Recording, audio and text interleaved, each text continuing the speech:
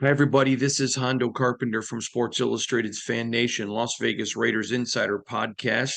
And I'm joined now by my good friend and colleague from the spun.com, the one and only, the great Matt Hladek, for our weekly visit. Matt, the Raiders go out. They get the win against New England, their first winning streak.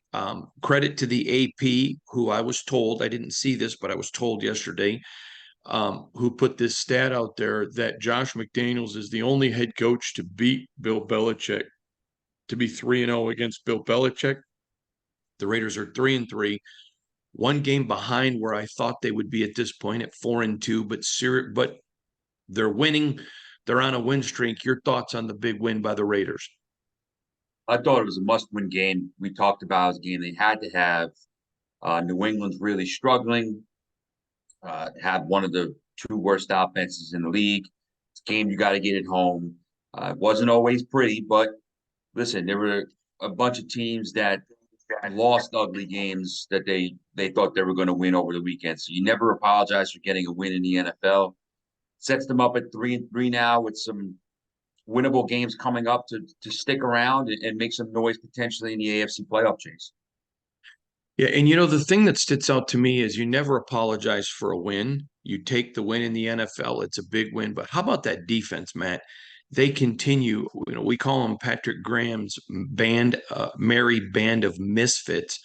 The only superstar really is at this point in his career is Max Crosby, and they continue. Now, listen, we know they're not playing the Chiefs. We know they're not playing the Miami Dolphins. Those games loom large on the horizon, but they weren't there Sunday. But the reality is they're doing their part, and the offense continues to be anemic. We'll talk about that in a minute. But would you talk about that defense, please? Sure. I mean, the defense has stepped up. I think after looking at the last couple of years where the defense was the weaker part of the team and the concern among fans, it's got to be encouraging to see them take some steps forward, especially to see some guys. I mean, we know Max Crosby is a monster, but to see some other guys step up and have an impact is great. Going to need the offense to be better in order to have a shot against better competition. But the fact that defense has been able to carry them so far to 3 wins and keep them in the running going into the next portion of the season. And listen, Sunday against the Bears is another game that the defense is gonna have to come up big because the Bears are going to be starting an undrafted rookie quarterback. The Bears offense, outside of the one kind of outburst it had against Washington in the game of one, has not been good, even with Justin Fields. Now he's not playing. So this is a game where the Raiders defense is going to have to set the tone again and carry the load early, I think, too. Yeah, I agree with you 100%. One of the things, let's just go to the anemic offense. I have a very detailed article coming tomorrow talking to executives and people around the league about the Raiders offense. There is no threat of a deep ball with Jimmy Garoppolo. And you saw Brian Hoyer comes in the game and bam, he hits Trey Tucker for a 48-yard strike, and all of a sudden the Patriots defense had to change a little bit until and we know that Josh McDaniels, prior to getting to Vegas, was lauded around the NFL as an offensive genius. That's factual. We know his success that he's already had. We also know that it came primarily with Tom Brady now, but the fact that this offense just can't get out of its own way with teams stacking the box, daring them to throw, and the fact that they're not doing it, or as on Monday when I asked Josh McDaniels about it, and he alluded to, yeah, there's some opportunities we got to execute. Interpreting that I'm not on the field throwing the ball. So you're right. I mean, the reality is until the Raiders start making teams unable to stack the box because they have to fear the deep game, this is going to continue, isn't it?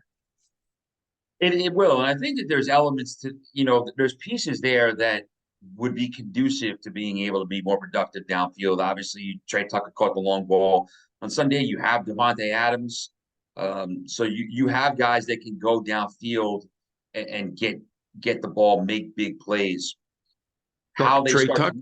Trey Tucker. Well, yeah, I said Tucker. He had a big play, Yeah, yeah. but I mean, excuse me, DeAndre Carter. And Carter too. Yes, yes. So obviously known for his speed. So you have that element in your offense. It's just a matter of tapping into it. And listen, Jimmy Garoppolo, this is 6 games in, and he's been banged up twice. And we knew that this was a concern with him coming in. So his health is in question. Now, if he doesn't play, where do the Raiders go? Do they give Aiden O'Connell another chance? Do they go Be with Aiden Brian O'Connell. Hoyer? No, it So will be Aiden O'Connell.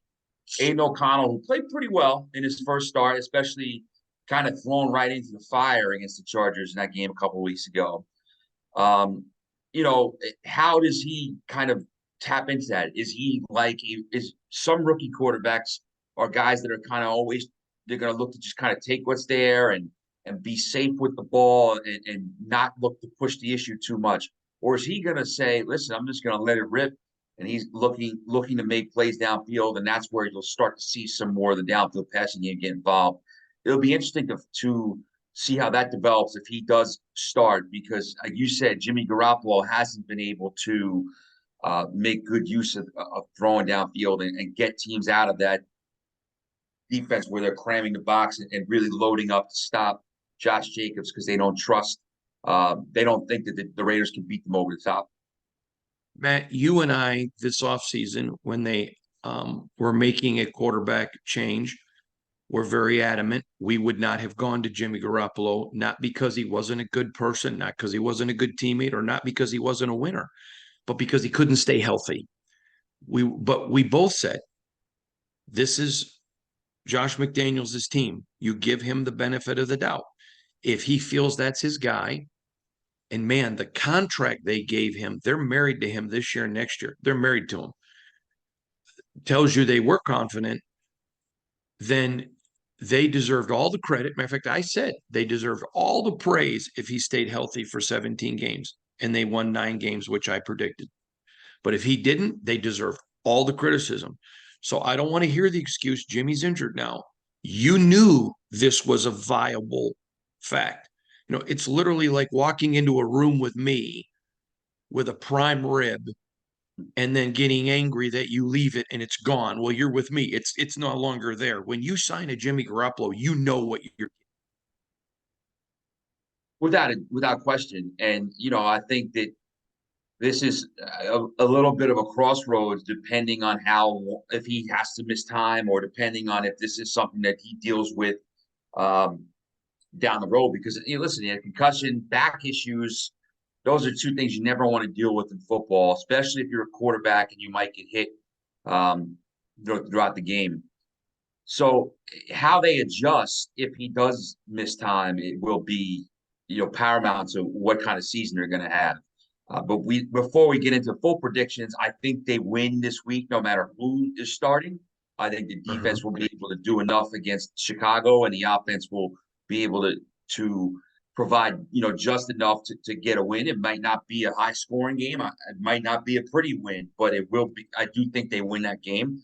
But in order to the AFC playoff race is a muddled mess right now through 6 games. And there's almost 2/3 of the season left to play. But the only two teams in the whole conference that I feel pretty safe saying are out of the playoff hunt are the Broncos and the Patriots.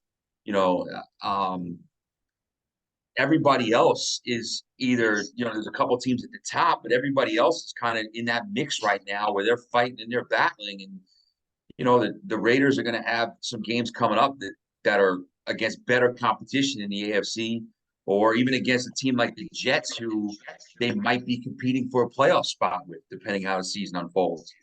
So in order for that to happen, they're going to have to get this quarterback situation settled out, no matter what it is.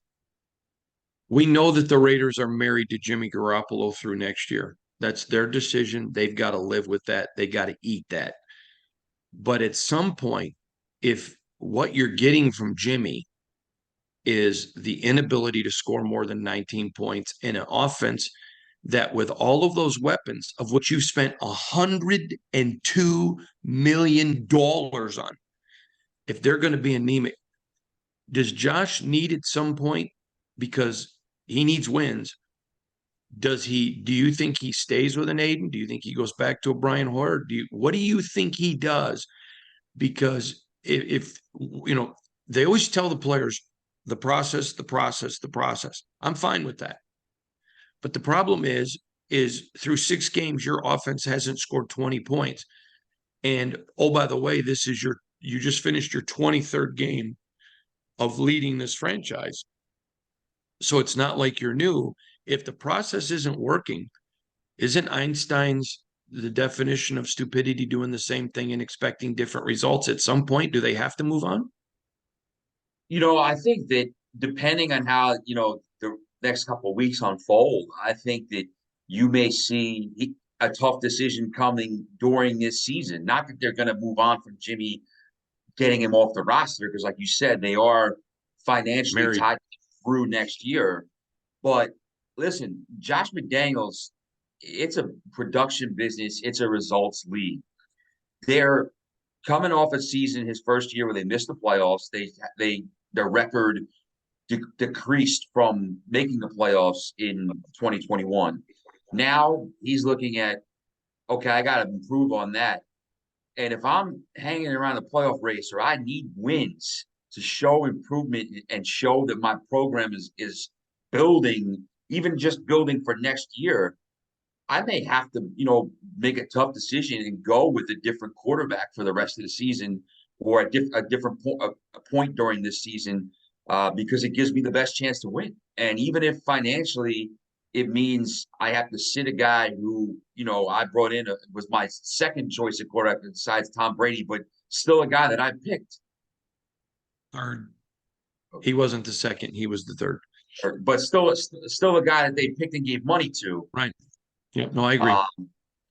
Then but you have to go with what's giving you the best chance to win. And if he feels that one of the other two guys can give them a better chance to win, and they need to stack some wins, it's going to be a decision that he that's why they're paying him the big bucks as head coach.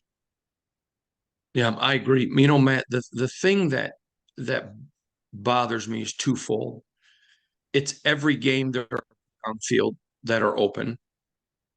And the other thing is I was talking to some NFL team executives and I asked them, after seeing the Raiders, do you think anyone using the excuse, well, the offensive line isn't giving them time, is viable?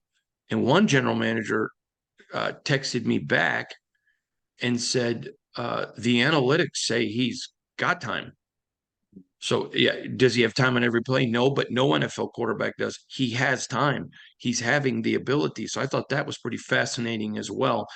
Listen, when teams are stacking the box and they're in there and that's open, that's the way. Again, I go back to Hoyer. Bam, he hits Tucker.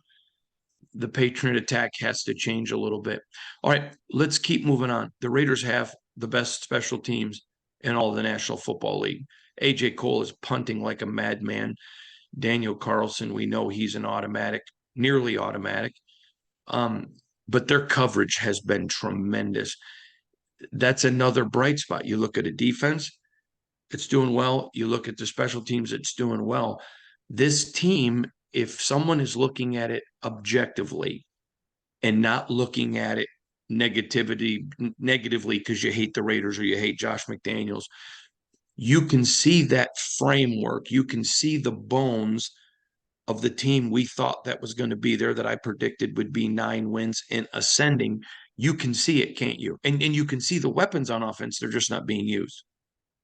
You can, and I think that it's all about playing complementary football, which is why, if your offense isn't setting the world on fire, your defense picking it up, special teams picking it up, becomes a field position game. It's critical, and I think that they have done a great job with that this year so far. And listen, there are a couple of games coming up, like I said, that they can potentially survive and win by only scoring 19 points or 17 points. That might 17, 19 points might be enough to beat the Bears this weekend with Tyson Bagent starting at quarterback. Excuse me. 17, 19 points might be enough to beat the Giants the way the Giants are playing offense in a few weeks, or even the Jets. The Jets have a great defense, but the Jets offense has not been lighting the world on fire except for the game against Denver, and Denver's defense is stinks. So, those are some games that they might be able to hang in and win low scoring affairs where you said that framework, defense, special teams, uh, it gets you through. They need to pick the offense to pick them up to win some games later in the year, or hang against a team like Kansas City or Miami or even San Diego, Los Angeles, the Chargers. I do it all the time. Yeah, I know. I still do. It's crazy, but um, again, but I do think it's a credit to Josh McDaniels so far through 6 games that they are 3-3, because they could easily be 1-5, 2-4 if a couple plays go differently, or if the defense was getting down and saying, "Listen, the offense isn't picking us up," and you're not, you don't play for your teammates, or the locker room starts to grumble. The fact that they're not there and they are pulling out these games, I think you do have to credit the head coach right now. Um, and listen, things can change.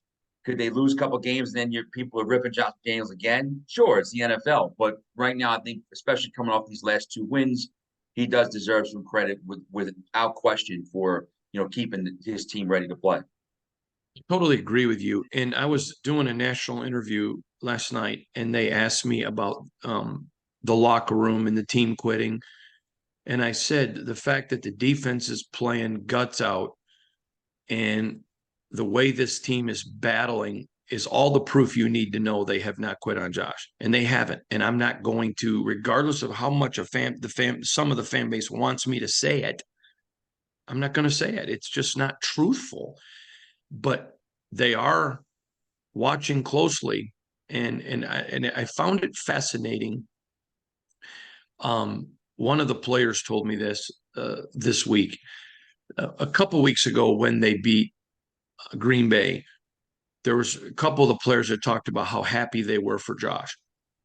And this week, one of them mentioned to me um, just how the locker room was. He said it was almost like a college locker room after a huge win. It was everybody was celebrating, and it was just such a good time inside the locker room. It didn't feel like, oh, we're treading water. This is a Raider team that if they can get this offense on track, and they have all the tools to do that, including a coach with a proven track record. It's not somebody we're hoping can do it. We know he can. They can be dangerous. And again, I don't think my preseason expectation of 9 wins is unrealistic at this point. And the fact that there is 11 games left and you still haven't played your best football, and you're not a team saying, gee, we got a bunch of guys who've never done it, we hope they can do it. No, you haven't played your best football, and you got guys on this field with proven track records of being able to do it. That is something of which to find a silver lining. A silver and black lining, you might say. Or a what? A silver and black lining, you might say. Okay. But no, I agree. I definitely do agree. I think the fact that anytime you're able to get wins without playing your best in the NFL, it's the old analogy I think I said earlier in the year after they beat Denver. It's like a starting pitcher. Um, Even the best starting pitchers, if they make 30 starts in a year, they're going to have, you know, five. They're going to have 5 to 10 games where, you know, everything's lights out, and they're going to have, even the best starting pitchers are going to have a few games where nothing works and it's just not their day. They're going to get shelled, whatever. But it's what you do with those other games where you have some things working and other things aren't. You don't feel your best. You got to grind through it. That's what makes the difference in the NFL, and is the difference between, because it's a fine line. I've said this for years. The difference between 10-6 and 6-10 is a lot smaller than you would think. Now, of course, there's 11-6, 6-11, or however you want to do it, because they have that 17th game. But the difference between being a wild card, playoff team, and the difference between picking in the back end of the top 10 or picking 12th because you're 6-10, 7-9 is really slim. It's a couple of plays a season. And I think that that's why it's so critical that you find ways to win these games when one aspect of your team is struggling, it's getting picked up by the other 2/3 of the team is huge, because now you set yourself up for you have a little bit of a margin for error. Obviously, you don't want to, you want to come out and win Sunday, but there's not. It's not like you're 1-5, 2-4. You're like, we have to win Sunday, or we have to win a couple of games in a row. We can, in order to feel good. No, you set yourself up with a nice base, and now if you basically play a little bit better than average football the rest of the way, 6-5 to finish the year, that's 9 wins right there, which is what you said, and that probably keeps you at least in the mix for the playoffs. All right, real quick, and then I want to get into something an NFL general manager told me this week. But when you look at this Raiders team, I understand there is a portion that just hates Josh McDaniels. It doesn't matter if he went to a Super Bowl, they would be mad. It's a vocal group. The majority of Raider fans, and when I say majority, I mean a super majority, 90%. I don't care that I don't think they give a flying rat's butt who their coach is. Just win. Yeah, I know. Just win. I really don't believe that they're toxic against Josh. I just don't think that's the way they are. They're just have been sold the bill of goods of just win by their franchise, and they're not winning, and they're mad at everybody. I get that. But there is reason to be optimistic about this franchise. And again, I got to get the offense fixed. But I don't think that's being a Kool-Aid salesman, because you and I aren't fans. We're fans of football, but not necessarily, we're not Raider fans. Our job as reporters is to just give people an honest evaluation. And when you look at the fact Josh McDaniels can't get any momentum because he's got people touching him in the backfield, oh, well, that's just a bad offensive line. Is it? Or is it the fact that everybody's stacking the box and you're constantly 5 or 6 guys blocking against 7 or 8? I think there's reason for optimism. Do I think that they're a Super Bowl team? No, never have. There's optimism if you're being fair to see there's opportunity. Now they have to go seize it. They got to go make it happen. That's on them. But there is opportunity here. Without question. And I think, again, it all comes down to the fact that they have won some games this season where they didn't play their best, at least definitely not offensively. They have not played well offensively, even, you could say, through 6 games, and they're still 3-3. And I think that there's opportunities here to lean on the defense and have the offense pick themselves up and kind of make some incremental improvements over the next few weeks and still stack some wins, because there's games that are eminently winnable games. Now you still got to go do it, because as we've seen in the NFL, almost any given Sunday, things can happen. Anybody can beat anybody almost. But there's opportunities here for the Raiders, and I do think there's reason to be optimistic, because coming off a season going 6-11 last year, and first 6 games this year, a bunch of toss-up games. They've played 5. I think 5 of their 6 games have been 1-score games. The only game that wasn't was the Buffalo one. So you could easily, if you lose, if you're 1-4 or 1-2-3 in those 5-score games, it's a lot. You're feeling a lot different right now. But they're 3-2. They're 500 on the year, and I think that there is some reason for a cautious optimism. Now listen, they have to get something going offensively. And I do think if they don't, then Josh McDaniels deserves criticism, because he's an offensive-minded head coach. And the offense, like you said, has poured in a lot of resources financially for this year and beyond. So it is not, it's a team that is paying its players and planning like they intend to be good offensively.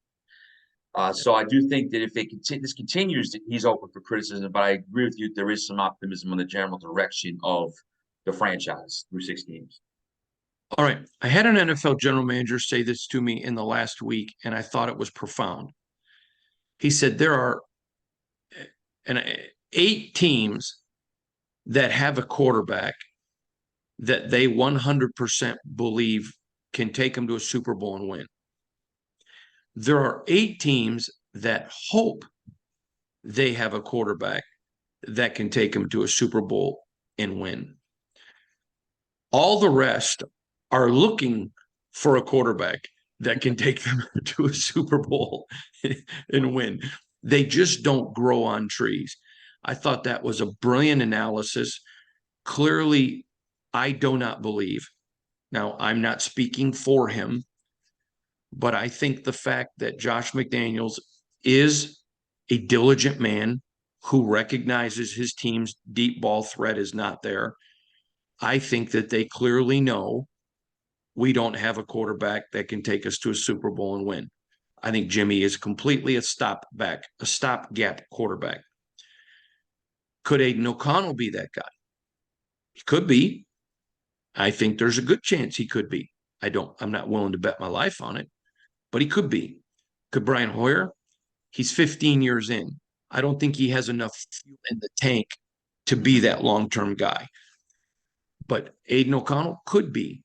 But regardless of who it is, Jimmy is not that guy. And it's going to be fascinating to see how they continue down the road. Like we said, they're married to him next year. But what do you think of what that general manager said? Because I thought that was brilliant. I think it's a really good summation of the quarterback situation in the NFL. I think that there's, a class of elite guys, always near the top, that have either we've seen them win Super Bowls before or seen them get to Super Bowls and be on the cusp, and their team has the utmost confidence in them. And this group right now in the NFL, I would say, obviously you have your Patrick Mahomes, you have your Joe Burrows, who was right there. You would have your Matt Stafford now that he's looking healthy again with the Rams. You would have your Josh Allens. I think right after that, you'd say, Jalen Hurts, the Eagles are confident in him, Lamar Jackson, guys like that. And then after that, you probably in that mix from 9 to about 16, which is still the top half of quarterbacks in the NFL.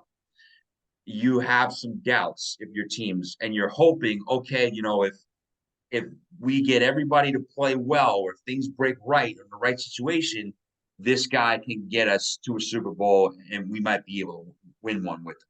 So I think that's a really accurate assessment. And then after that, you have teams that are either unsure, maybe they're starting a rookie, or maybe they're starting, a guy who's just getting his first opportunity, or you have teams that know they don't have the guy, but they have a bridge quarterback in there, or something like that. And it's just the situation they're with, and they have their eyes on the potential franchise guy down the road. I think it'll be fascinating because here's the thing.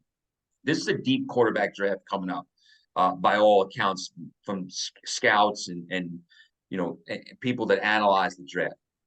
If the Raiders go 8-9, 9-8, like around that area, they're not going to be picking very high. They'll be picking in the middle of the first round. So if you have a quarterback there that you think, hey, this guy is better than Aiden O'Connell, this guy we think is the guy can get us to a Super Bowl, you may have to trade up to get him. You may have to, or you may not even be in a position to get that guy. You might not be able to trade up because it would cost too much capital. So how they go about it, because I agree, I don't think that Jimmy's is that guy. He did get to a Super Bowl with San Francisco, and he got to an NFC title game with them, with the perfect situation. But I think at this point in his career, and I think with the Raiders roster, he's not that guy. But how do they go about procuring that guy? Does Josh McDaniels believe he has that in O'Connell? You have to let him play a little bit more to figure that out, but we don't know yet. Will he look to the draft or look to a trade or look? How does he go about securing that guy? Because that is what makes or breaks franchises. Because you I'm can sorry, go get ahead. to no, I'm saying you can get to the playoffs in the NFL with average quarterback play. A guy who we see teams every single year that get to the playoffs with guys that are not going to be Super Bowl winning quarterbacks. But you can't go very far. You can't get past the wild card round. Maybe you sneak out a wild card win if its situation's right, but you're not getting deep into the playoffs unless you have one of those dudes up near the top. Well, it's like the NCAA tournament. Everyone loves the first 2 weekends because there's lots of upsets, but you always see the same traditional The, teams the cream at the rises. end.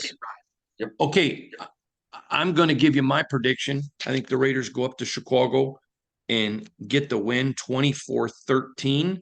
What do you think? I think they get. I do think this is the first time they get. I think I predicted them to get 20 points last week, and they did. They did, although the last two came on a safety, obviously. But I almost picked the score right. I said 20-16 and 21-17. I think that they. I think they get 24 points this week. I have 24-10. I think that they're. Listen. I think that they're able to stifle this Bears offense. It's a kid who I know the Bears have some type of they're intrigued by Tyson Bagent, because he has shown he played pretty well in the preseason and, undrafted kid. They might feel like they might have a fine, but listen, this Bears offense has not been scoring, like I said, outside of the outburst against Washington, who's not a very good defense, and the game they blew against the Bears, against the Broncos, who have a bad defense. So the Raiders have a solid defense. I think it's a game that they win by 2 scores. All Um, right. I'm going 24-10. So we're both All thinking right. I'm sorry, go ahead. we're both thinking the same thing. Good. He's the one and only, the great Matt Halatic from thespun.com. Make it part of your favorites in your daily routine. It is for me. He's also happens to be one of my best buds. This is Hondo Carpenter from Sports Illustrated's Fan Nation, Las Vegas Raiders Insider Podcast, part of the Fans First Sports Network. He's Matt Halatic from thespun.com. Thanks for joining us, everybody. We'll see you tomorrow.